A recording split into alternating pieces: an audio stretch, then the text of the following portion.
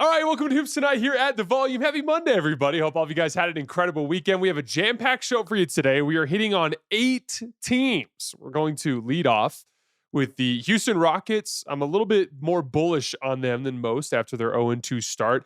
I want to talk about their game against Detroit, some of the things we learned, and some of the things that I expect them to be able to improve upon over time. After that, Austin Reaves, 51-point near triple-double on the road in Sacramento, but comes attached to some bad news as the Lakers find out they're going to be out without Luka Doncic for this week. I have some opinions there. We're going to briefly touch on the Milwaukee Bucks and some of their early returns from them. I caught their game against Toronto, the game where Scotty Barnes tried to show up Giannis, and Giannis very much did not allow that to happen.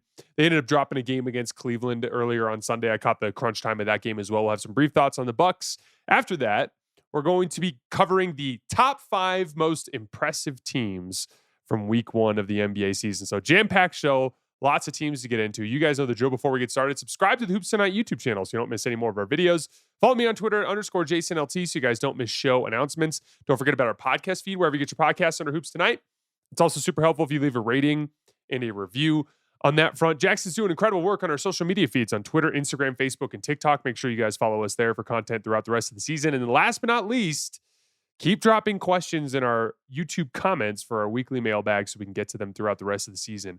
All right, let's talk some basketball, starting with the Houston Rockets. Again, off to an 0-2 start. They followed up their heartbreaking loss to Oklahoma City with an equally frustrating loss to Detroit.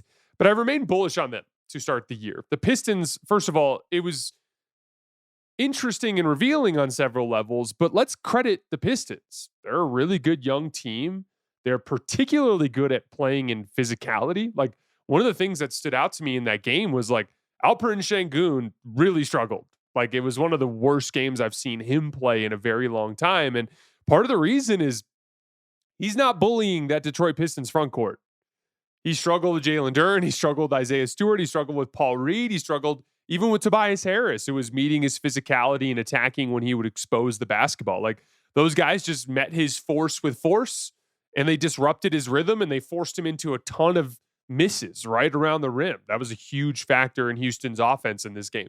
And then Cade, to Cade's credit, he was absolutely fantastic in the second half. He had gotten off to a little bit of a rough start this season, but he beat several different Rockets coverages in the second half of that game. He beat drop, single coverage. Down the stretch, the Rockets were consistently blitzing him. It kind of turned into this weird blitz off where the Rockets were blitzing Cade and the Pistons were blitzing KD. And shout out to Detroit. They just kind of won that battle and made a few more plays. Cade showed some impressive shot making down the stretch. He has a strength and size advantage over Amen Thompson, and I thought he did a really nice job using his body to get free of him. He had a really interesting play late in the game where he calls for a ball screen on the right side. Amen Thompson is there, and he goes like he's about to use the screen and does a good job showing the body and the ball like he's about to use the screen, gets Amen Thompson to take that step into the screen. Then he rejects it. Amen Thompson, ridiculous athlete, obviously going to recovers, but Cade just fends him off because now he's got just that tiny bit of a step, right? And he fends him off and just gets to that little short 12-footer along the lane line on the left side and knocked it down. Just a big-time shot against one of the apex perimeter defenders in this league. Shout out to the Detroit Pistons. They're a good team. They've been playing together for a while. The Rockets are a work in progress, and they got beat. But there's still a ton of good. As I talked about before the season, KD is such a gifted scorer coming off of screens that he can command a lot of aggressive coverages for himself. He can command blitzes and at the level coverages and things along those lines. And he did that against Detroit. He had 37 points, literally forced Detroit to repeatedly blitz him down the stretch after he hit a pullback three that tied the game in crunch time. And honestly, that was where I thought the absence of Dorian Finney-Smith was really felt.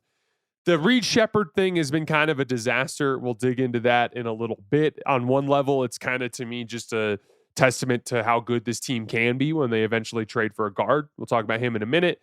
Then, when you kind of take him out of the equation, it comes down to Tari Eason or Steven Adams that he's looking at for that fifth starter, or fifth closer, I should say. And so Ime Udoka goes with Tari Eason down the stretch, and Tari Eason has been a big issue for them offensively with their spacing, and it just was difficult for them to get good shots off of those blitzes down the stretch of the game. And like, all I could think about when I saw that is, first of all, you know who's going to really help? Dorian Finney-Smith, a guy who like is the perfect connective player on both ends of the floor for them, as a guy that is going to knock down that corner 3-point shot at a high rate, who's going to communicate for them defensively, which I think will be important.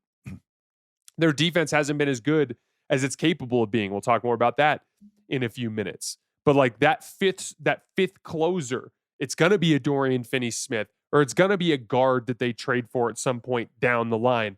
That's going to be something that is going to make it easier for them to make teams pay for blitzing Kevin Durant. Like, this is a thing that, because even above and beyond the fifth player in those lineups, they're going to find ways, sequences, quick passing and cutting sequences to get good shots off of those blitzes. This is a problem. It's not even a problem. This is an upside that they have not experienced in this iteration of the team. They haven't had a player that is going to consistently draw two defenders 30 feet from the rim. That is a massive boost to your offense once you figure out how to make teams pay for it. I looked at that and I was like, KD's getting blitzed for torching a team, and we're not even 2 games into the season. Like, this is an upside. They just got to figure it out. By the way, that starting lineup, Amen Thompson, Kevin Durant, Jabari Smith, Alperen Sengun, and Steven Adams, is plus 18 net so far to start the season in 40 possessions, according to Cleaning the Glass. And again, I still think they're capable of playing way better defensively than they have to this point.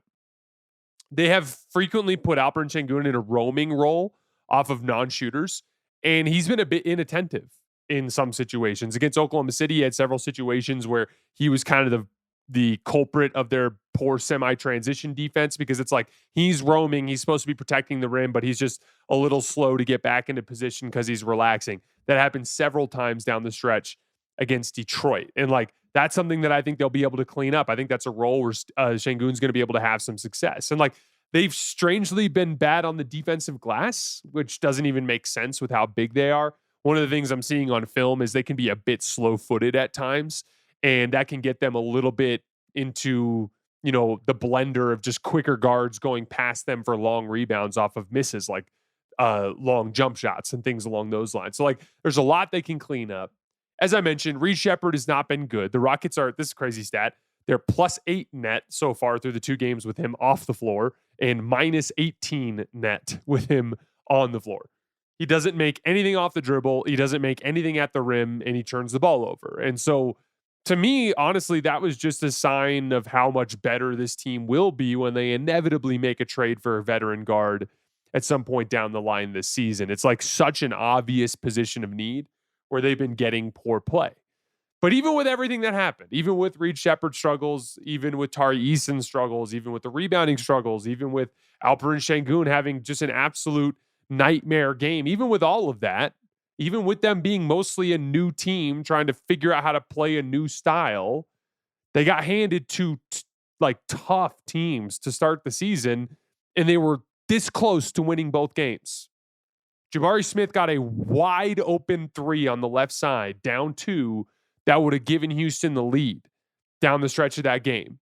And then, as we know, they were up 6 late in regulation against Oklahoma City. They had a couple of mistakes that led Oklahoma City back in the game. And, you know, Shea misses a tough contested step back over Amen Thompson. You're 2-0. Like, so all I can think as I've watched them through the first 2 games is they have a million things they can clean up and be much better. I just think they're going to be a really good team in the long run. Not too worked up about their 0-2 start. The Los Angeles Lakers, huge win last night in Sacramento. Today's show is brought to you by our new presenting sponsor, Hard Rock Bet. The NBA season is heating up, and every night is a shot to score a major bucket on Hard Rock Bet. Your home for hoops action all season long. Need a little help with your first bet? Check out the streaks heating up inside the Hard Rock Bet Stats Hub. You can find live odds to bet on all of the streaks right in the Hard Rock Bet app. If you haven't tried your first bet on Hard Rock Bet, there's still time for you to get $150 in bonus bets if you win. Just place a $5 bet, and if it hits, you not only get your winnings, but $150 in extra bonus bets. Plus, all week on Hard Rock Bet, you can get an NBA parlay boost for the games. There's new promos every day, Boost your same game parlay or SGP Max so your bet pays extra winnings. Download the Hard Rock Bet app today and make your first deposit. Austin Reaves just casually reminded everyone that he's one of the very best players in the NBA. He was just one assist shy of a 51-point triple-double. Sacramento's a really good matchup for Austin because their bigs are incapable of switching.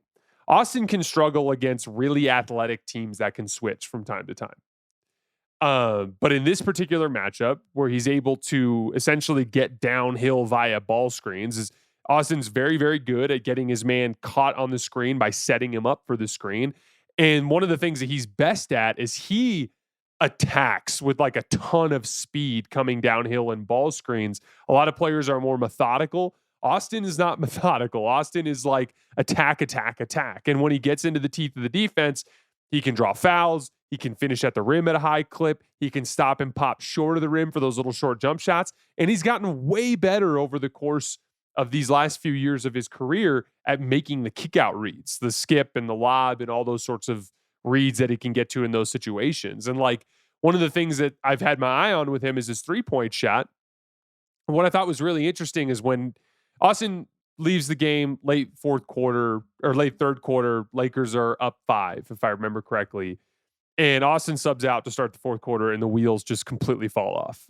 Predictably, that Laker team down all 3 of their top shot creators is just not super talented on offense, right? Shout out to Marcus Smart. He makes a little jump shot that grifts his way to the Marcus. Marcus has been a total grift show to start the season, but he's found ways to generate some points.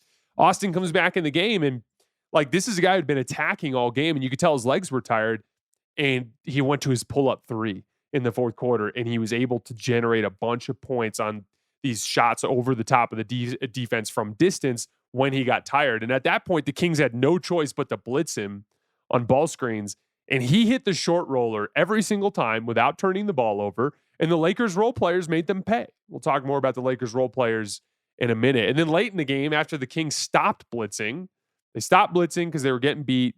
They went back to chasing over the top. Austin missed a couple of threes, and it kind of felt like when you were watching the game, like he needs to get one last bucket going towards the basket, and he did.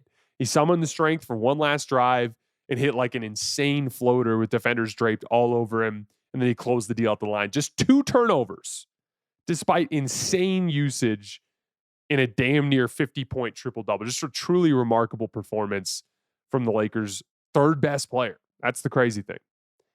And so many other Lakers stepped up. Like DeAndre Ayton got a lot of shit for what happened on opening night. I thought he was excellent against Minnesota, and I thought he was excellent against Sacramento. He had 22 and 15 tonight. He got beat to the offensive glass a few times by Sabonis, but other than that, I thought he won his matchup. Like he just badly dominated Domantas Sabonis tonight. His length at the rim was a legit factor all night. He picked up a couple of fouls where he's still just a little slow getting his feet set with his hands up without committing fouls. He'll like bump the dude with his chest and pick up a foul. But like he was getting deflections and causing problems at the rim. I thought he ran the floor in transition super well all night, getting up and down, and made several plays in that context. And then he consistently torched the Kings on the roll and on the offensive glass, just rolling to the lane and cleaning up misses. 22 and 15. And again, I thought he was excellent against the Wolves as well, as he set good screens for Luka and ended up finishing a lot of those blitz sequences when Luka started. We saw a very similar sequence in both games. Luka drops 49, Austin drops 51. Luka, same thing, just torching the traditional coverage.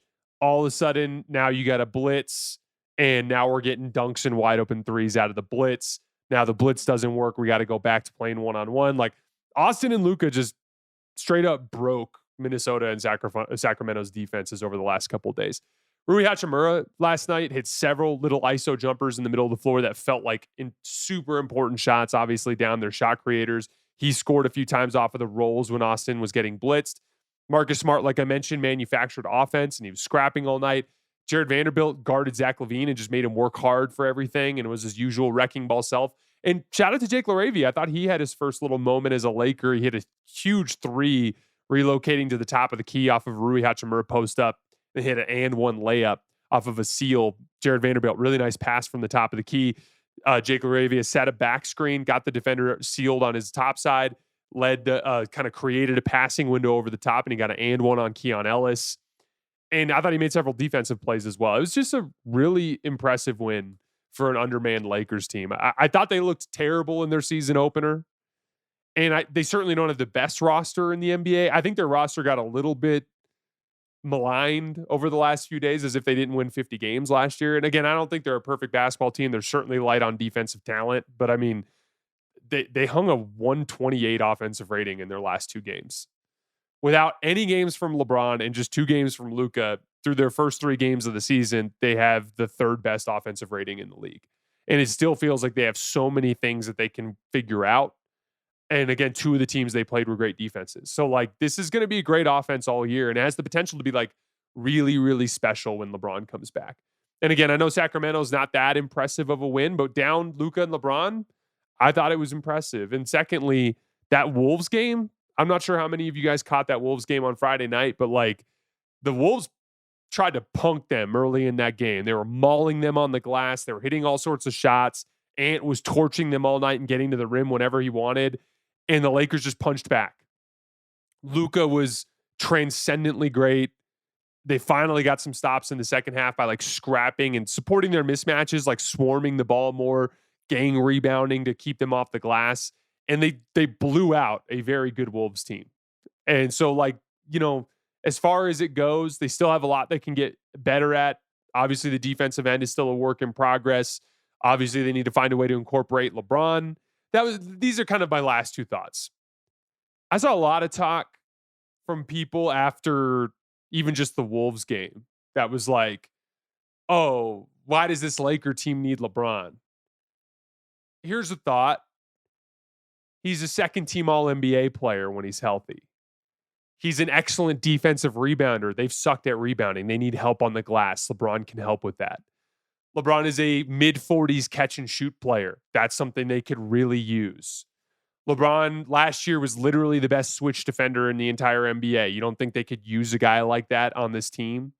And there are a lot of lineups, including tonight when Luka was out and Austin was on took breaks, where they looked like they did need just that little extra bit of offensive pop. Like, this is the ideal situation for LeBron. You can literally use him to plug in all of the little holes that they have at various points on the roster. And anything you get from him as a shot creator is found money when you've got 2 guys that are playing the way Austin and Luka are. Like, I get it that it's not the most like cooperative top 3 in terms of like all their talent slotting together absolutely perfectly. But I know that LeBron James would massively help this basketball team. And I've been like legitimately appalled by how many people I've seen say that they'd be better off without him. Like, I'm sorry, if you trade LeBron for a couple of role players, this team becomes worse. They don't become better. I think that that's asinine. I just couldn't believe I saw a few people say that over the course of the weekend. And then lastly, I understand that I'm going to come off like a little bit of a man screaming on the porch or an old man yelling on the porch kind of thing here, but I just don't understand why Luka's taking a full week off here. And like, maybe there's more information about the injury than what we have. But what it looked like to me was Luka jammed his finger and got a little banged up in the Wolves game. But that happened early. And he absolutely fried those dudes the entire game. He made Jaden McDaniels, like, it was amazing because like a lot of what I anticipated surrounding the Wolves matchup involved things like Jaden can't guard Luka, which was abundantly clear in 2024. But it turns out Jaden could guard fat Luka. And then guess what? Skinny Luka was back and Jaden looked completely helpless. Like, absolutely completely helpless as Luka just fried him all over the floor. And then secondly, the importance of that 4-out spacing in the roll man from the center position, which was how Luka beat the blitzes down the stretch when Minnesota went to the blitzes, which was not an option when it was Jackson Hayes. And so like, in a lot of ways, some of the like kind of conceptual things that I felt about Luka versus the Wolves in the first round last year were like on display in this game in a way that they weren't, because Luka's a lot thinner now and the Lakers actually can play a center. Now, as we know, the Wolves are a huge problem in the postseason in terms of their physicality. I'm not saying that that would flip the dynamic of the series. I'm just saying those are the basketball dynamics that I was thinking about when I was making my pick last year. Like, whenever I've seen skinny Luka go against Jaden, Jaden looks absolutely helpless, right? But like, he looked great all game. And so what you're telling me is that in a stretch where the Lakers have 6 games in 9 nights, 5 games this week, in a Western Conference where if you drop a game or two, it could literally be like detrimental to you in the next phase of your season. Like you could legitimately have to be digging out of the play-in when you get to March. That you would sit out with a jammed finger and a leg bruise.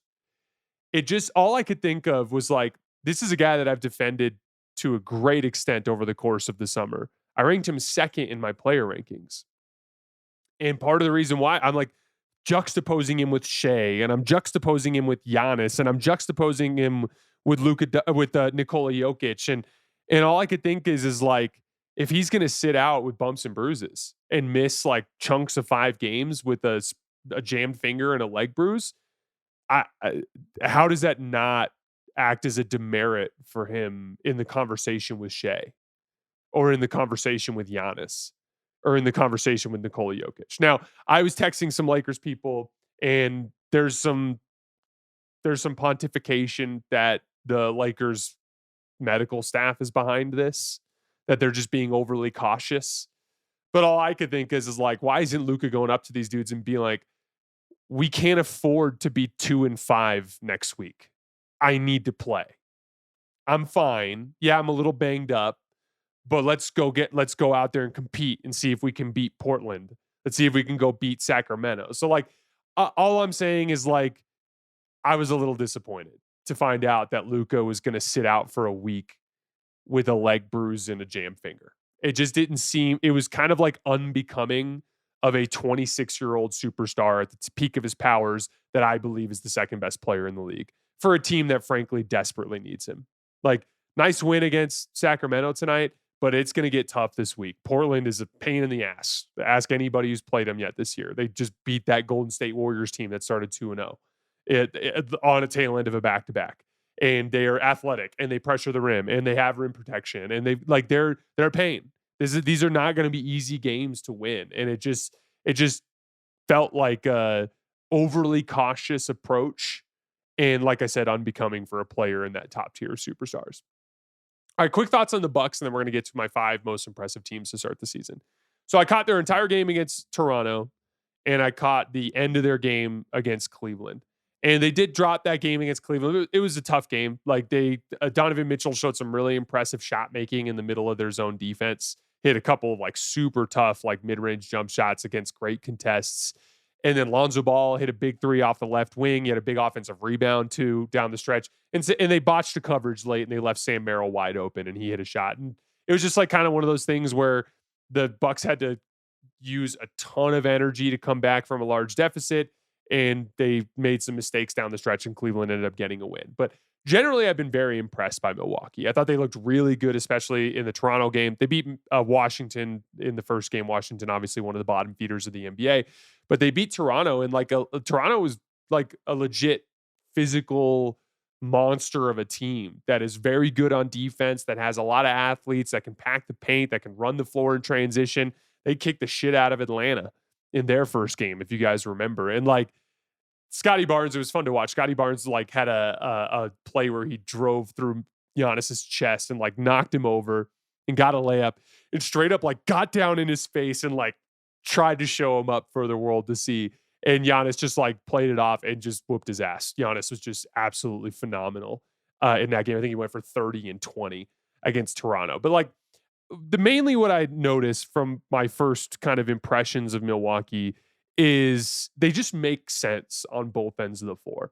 Now, I've talked a lot before about how when you're constructing lineups, you're trying to check all these responsibilities on the floor, right? Like there's a certain amount on offense. You need a guy that can create advantages, right? You need an on-ball advantage creator, preferably one that can pressure the rim.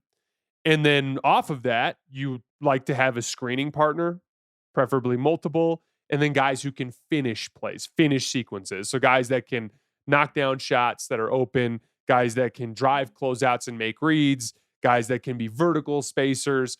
And one of the things that you kind of see that is a treat when you have Giannis, one of the top tier superstars in this league, is Giannis checks so many boxes on both ends of the floor. Obviously, he's this devastating on-ball weapon, but he's also a great screener. He's also a guy that can finish plays extremely well around the basket, who can clean up stuff on the offensive glass, who can catch and finish as a cutter. I mean, hell, he hit 2 threes against Toronto, a couple big ones above the break. Like, he can do all these things on offense. But then you go to the defensive end of the floor, and it's the exact same thing, right? Like, he is like kind of in and of himself a great defensive rebounding foundation. He is in and of himself a great like rim protection foundation. And then you look at the other pieces they have, and they kind of layer on each other, right? Like when you see Miles Turner and Giannis playing together, and it just looks like a lot for an offense to deal with. Like, one of the things I noticed, Miles had this play where he forced Brandon Ingram into a huge miss in crunch time. Brandon turned over his right shoulder, and I can't remember who he was going against, but it wasn't Miles. Miles was in help. And Miles like made an impromptu like lunge forward to try to contest Brandon, and covered a lot of ground and got a great contest. Brandon has an awful miss, and Miles like recovers back into the lane and gets the rebound. And all I could think of is like Brook Lopez towards the end wasn't moving like that. He didn't have he had the verticality element. He still was a decent rim protector when you could put him by the rim, but he didn't have that like forward, back, stop, start mobility that Miles Turner has now. And so like Miles Turner, like next to Giannis, is a really strong defensive foundation. They're 10th in defense to start the year. And despite having a bunch of like smaller guards on the perimeter, they've been a decent rebounding team to start the year. And so again, you kind of look at it, and it's like subbing in Ryan Rollins as like this athletic, rim pressuring playmaker that competes and does a lot more defensively than Damian Lillard did. All of a sudden, like, the team kind of makes sense in a lot of ways. You've got your legitimate pick and roll defender in Miles Turner that can come up to the level, but they can also run drop coverage, that could do a little bit of switching. Giannis is this devastating low man on the back line, and that constant give and take with him and Miles, where when Miles is up, Giannis is over. When Miles is back, Giannis is on the perimeter. They've got this like natural kind of low man dynamic. AJ Green is like a legitimately good defender, and Ryan Rollins is like a good athlete that competes defensively. Like, Gary Trent is now your weakest defender in your starting group, as opposed to being the second weakest defender off of Damian Lillard. It just kind of like has more coherence on the defensive end of the floor. And then on the offensive end of the floor, same sort of thing. They've surrounded Giannis with shooting. They've been kind of trying to find this pick and roll player that they can fit alongside Giannis. And they've tried all these different guys. And Dame, in a lot of ways, wasn't a great fit because he was just so one speed and so pull up jump shot oriented that he struggled to get the ball to Giannis in the pocket, right? But like, we saw Kevin Porter Jr. have some success by being more of like a kind of slow, methodical pick and roll ball handler with Giannis last year a little bit. But early in the season, like, I've really liked Ryan Rollins alongside Giannis. I think his give and take with him feels really natural. He's aggressive without stepping on Giannis's toes. He's been one of their best like assist to turnover guys because he just keeps getting into the lane and like finishing in traffic, but making really high level kick out reads. Like, he's starting the offense for Milwaukee often. That if the ball ends up in Gary Trent's hands, it feels like it's got a good chance to go in. The ball ends up in AJ Green's hands, it feels like it's got a good chance to go in. Miles Turner obviously is spacing 5. It just makes sense. You've got a bunch of guys that can screen for Giannis and score out of screens for Giannis. You got a bunch of guys that can score and spot up. You've got this guard in Ryan Rollins that can attack when he's got the basketball. Dude, like, even Cole Anthony has brought like this dynamic rim pressure kick out element that has been really impressive. And Cole had a ridiculous driving layup down the stretch against Toronto. Cole was just ridiculous against Toronto. He was awesome in that game. But like, they've just done a really nice job of finding complementary discounted talent to surround Giannis with. And credit to Doc Rivers. I think he's done a really nice job of kind of like finding the right way to put the lineups together. And it all just makes sense to me. And it's not going to be perfect. And they're going to lose games. They dropped a game on the road in Cleveland yesterday. It's not going to be perfect, But like this, when I envisioned Milwaukee as my 10th best team in the league, as the team that I had that was at the top of the third tier, my case was Giannis is one of the very best players in the league. You know he's coming out for blood this year. And this team is in an Eastern Conference where most of these teams are pretty heavily flawed. And it's only a snap judgment here from 3 games, but to me, Milwaukee looks like the kind of team that's going to outkick their coverage, so to speak, and play above their on paper talent because everybody just slots together really well here in the early part of the season. All right, before we get out of here today, the 5 most impressive teams from the first week of the NBA season. Starting with the San Antonio Spurs. 3-0 start, wins against Brooklyn, New Orleans, and Dallas. Dallas was obviously the dominant performance we saw on Wednesday night that we covered. If you guys remember, he just absolutely humiliated Anthony Davis. We talked about that the night of the game. New Orleans was a really impressive come from behind victory. They were down 8 in the third quarter on the road, and Dylan Harper had like a super nice burst in that third quarter to get them back. Got to the rim a few times, ended up hitting a 3, got them back in the game. They went on to win in overtime. And then Brooklyn kind of looked like it was going to be a very professional victory for a serious team against a bad team, but then Brooklyn punched back and they actually took a fourth quarter lead. They ended up getting 40 from Cam Thomas in that game. And I thought the Spurs played some excellent late game offense. They were posting up Wemby and drawing double teams and getting buckets out of that. There was a really impressive sequence where they posted up Wemby on the left block and Keldon Johnson like faked like he was going to run through to the opposite side and then just quick turn and made himself available. Wemby hit him and he got right in the lane and finished. They ran a bunch of 2-man game with both Steph Castle and Wemby as well as Devin Vassell and Wemby, and those guys were getting to the basket. Dylan Harper and Wemby.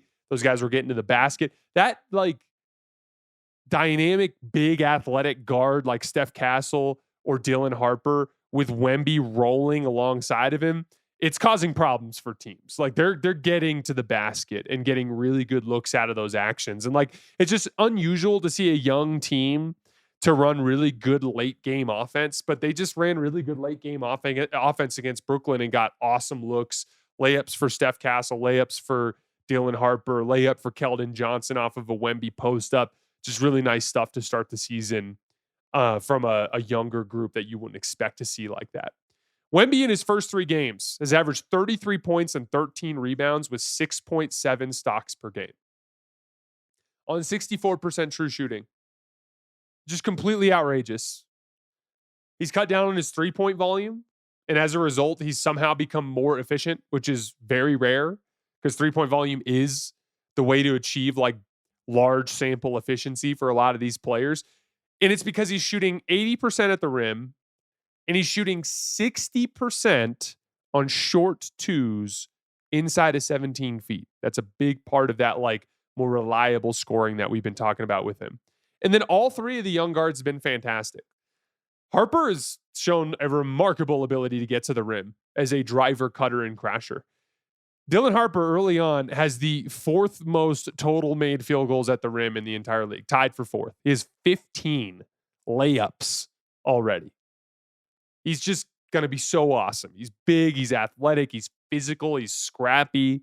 I just think he projects to be an awesome 2-way player in the league. Super impressive debut for Dylan Harper. Devin Vassell is shooting the damn seams off the basketball. And it's been up and down for Steph Castle. He's had some turnover issues and he's still not shooting the ball super well from 3, but he's been very dynamic and he's been a big crunch time option for them. He had a big pull-up 3 to force overtime against New Orleans. And then he had a huge driving layup to help close the deal against Brooklyn. Looking at their team-wide metrics, they have a 120 offensive rating. That's awesome. 105 defensive rating. That's awesome. They're grabbing 56% of available rebounds. That's awesome. Although they did have a little bit of an issue on the defensive glass late in the game against Brooklyn. They got lucky that Cam Thomas missed a couple of wide open 3s that came off of those sequences. 38 points in the paint allowed per game. That's incredible. Really the only thing that I can point to as a significant negative here in the early part is they're turning the ball over a lot and they're giving up a lot of transition points off of those turnovers. But other than that, just a super impressive start for the San Antonio Spurs. Secondly, the Oklahoma City Thunder. Also 3-0 here in the early going, wins over Houston, Indiana, and Atlanta. Super impressive when you consider the injuries. No Jalen Williams. That's their second best ball handler and second best player overall. especially important for a team that's light on ball handling even when they're healthy. SGA's been just completely incredible. He's averaging 40 points, 6 rebounds, and 5 assists in the early going. There's been a lot of conversation about his sky-high free throw attempts. I think he had, 40 free throws in his first 2 games, if I remember correctly. And I actually haven't had a problem with it. Like, there's been a handful of plays in there that were a little grifty, that were a little over the top, but like for the most part, it feels like he's getting to the line with drives and pump fakes. And again, like, I've complained about Shea's free throws in the past, mostly juxtaposed with the way the team is allowed to defend on the other end of the floor. But I've really only had one gripe, and it's non-basketball plays. That's where I have an issue, is non-basketball plays. You know what basketball play, you know what is a basketball play? Driving to the basket and getting hacked. You know what is a basketball play? Turning like you're going to shoot and pump faking and the guy leaving his feet and then you shooting. That's a basketball play. Those are normal basketball moves. And again, there have been a handful of grifts mixed in there, but for the most part, to me, Shea's just ethically barbecuing dudes to get to the foul line. I haven't had a problem with it. And essentially, as far as I'm concerned, the team has desperately needed him to scale up his offense because of how limited they've been with the injuries.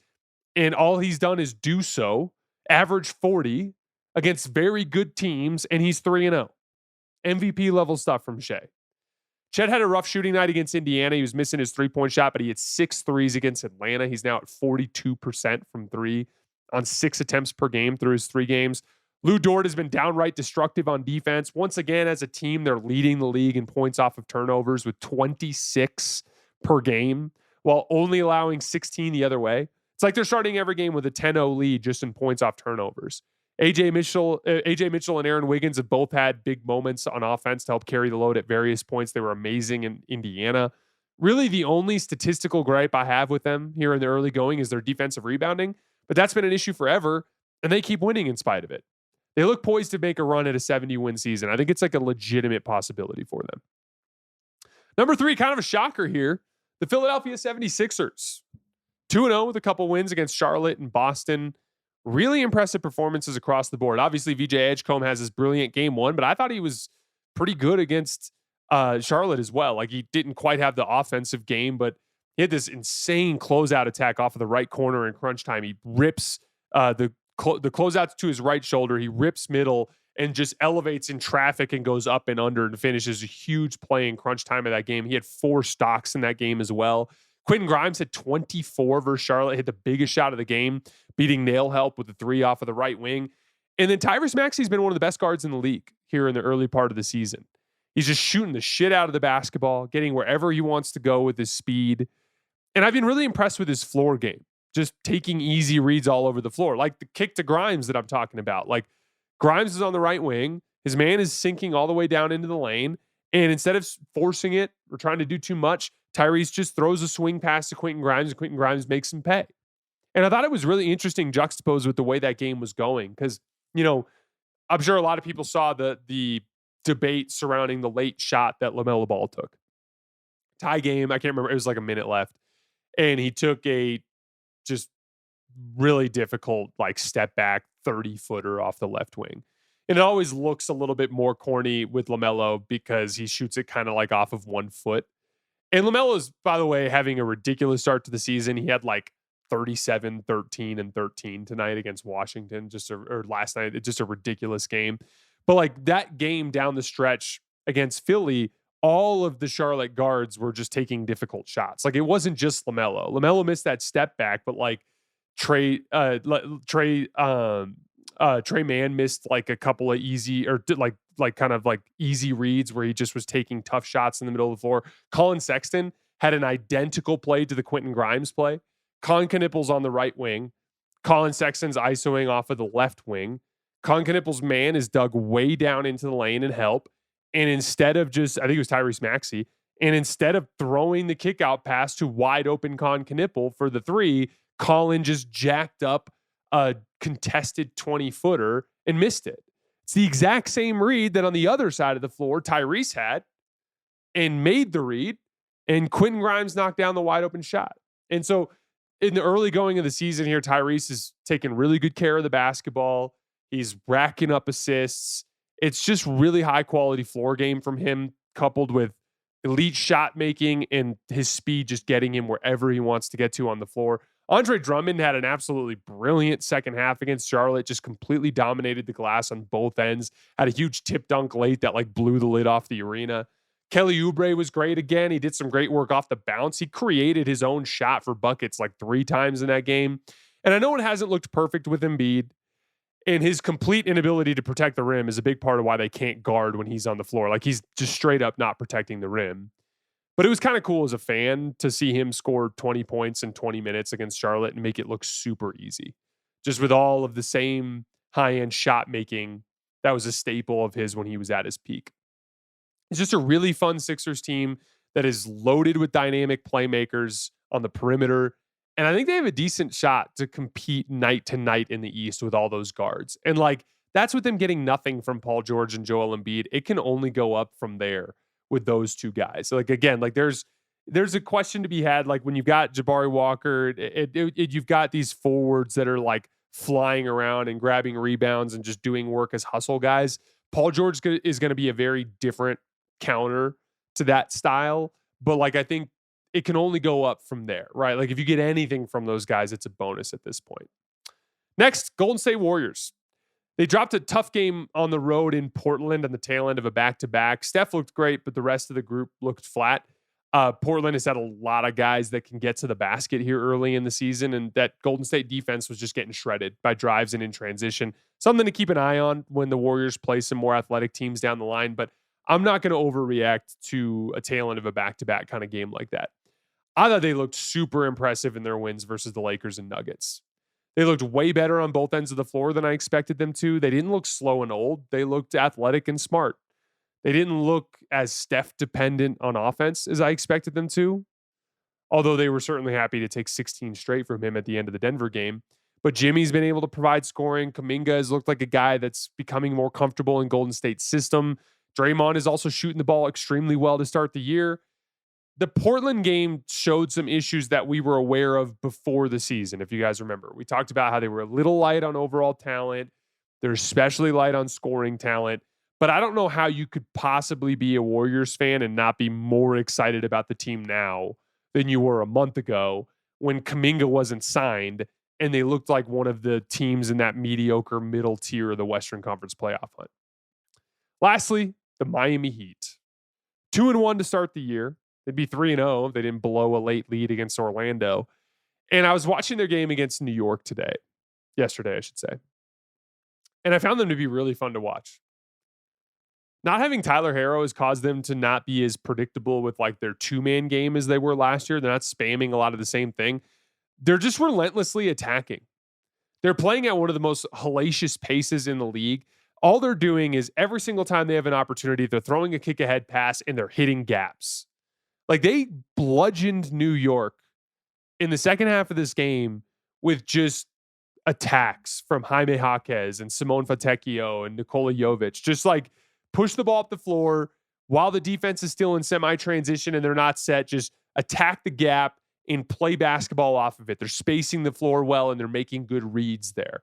And then when things slowed down in that game against New York, like shout out to Jaime Jaquez. He was cooking them. He was doing work in the post and doing work in pick and roll, attacking the basket. Just a really nice piece of shot creation in that second half from Jaime Jaquez. But like they're just pushing the ball up the floor with pace, attacking gaps, and playing basketball off of it. I found it really fascinating because like we learned last year from Indiana with the Pacers that if you move the ball and you play fast and you make good reads and you have guys who can finish plays off of those advantages, you're going to win a lot of games. That's what Indiana taught us. Play on the margins. Live in transition when you can. Push, because we're going to be more efficient there. And so, like, I'm not the least bit surprised that one of the smartest organizations in the league and the guy that I think is the best coach in the NBA, and Eric Spoelstra, has adopted a lot of that over the course of the summer. The Miami Heat are averaging 39 transition points per game per synergy so far. It's the second most in the entire NBA behind Portland. Just a crazy stat. They're third in net rating to start the year because they're third in defense and they're getting out in transition off of those stops and they're getting enough offense because they're getting 39 points in transition per game. One other stat for them too, they've been the best jump shooting team in the league here in the early part of the season. They're getting 1.17 points per shot, which is number one in the NBA through the first week of games. Really, really, like of all the teams that I've watched to start the season, the Heat have been playing one of the more fun brands of basketball that I've seen. I really enjoyed watching them today. Kind of exposed a New York team that looked really sloppy in transition too. It's another story for another day. We'll talk some Knicks later on this week. All right, guys, that's all I have for today. As always, I sincerely appreciate you guys for supporting us and supporting the show. We'll be back tomorrow with more game reaction. I will see you guys then.